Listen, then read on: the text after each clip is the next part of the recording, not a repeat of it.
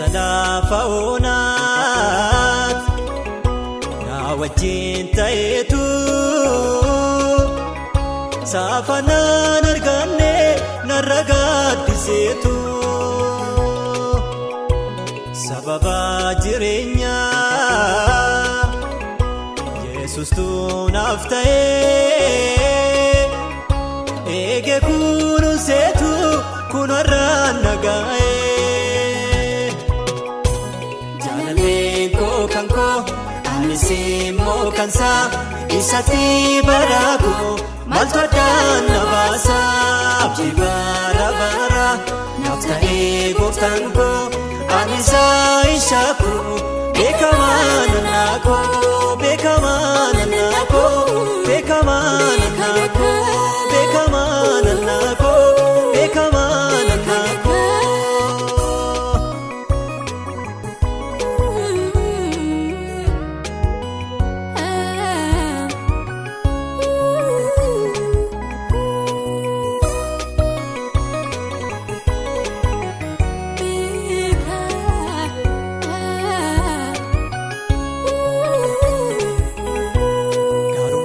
Waaqayyo kam jedheen kamniisa dhiibuduu keessa kan na baaseessa fuula isaat gad jedhee isa barbaadadhee gammachuun ankaa imimmaan kurfadhee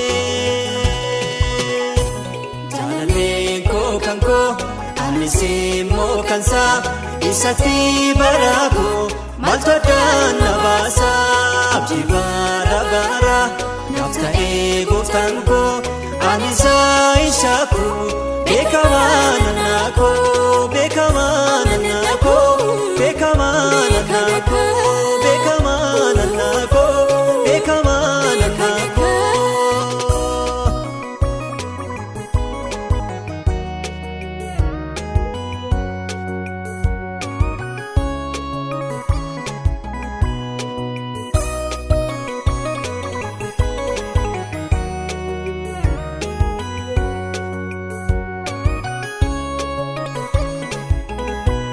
Ana olitanaaf kan naaf yaadu isaa gaarummaa isaatiin lubbuu koo naaf quubsaa qaba kanan jedhu waan hundaa kootinni naaf galatoomuu barumaa baraani.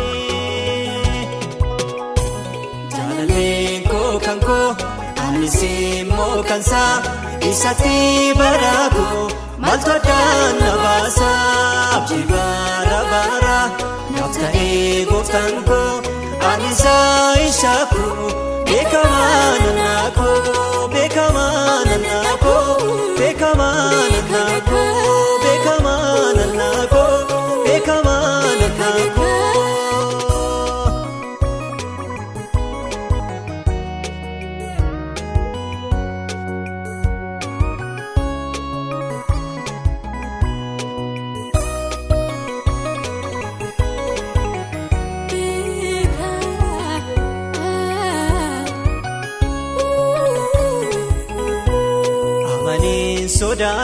Sodaatiin angachana keetii naan jedhee na boonsa innoof jaaju kootii egaa haala laalee hooma hin sodaadhu Yesuus koo gooftaadha inna nama naadhu.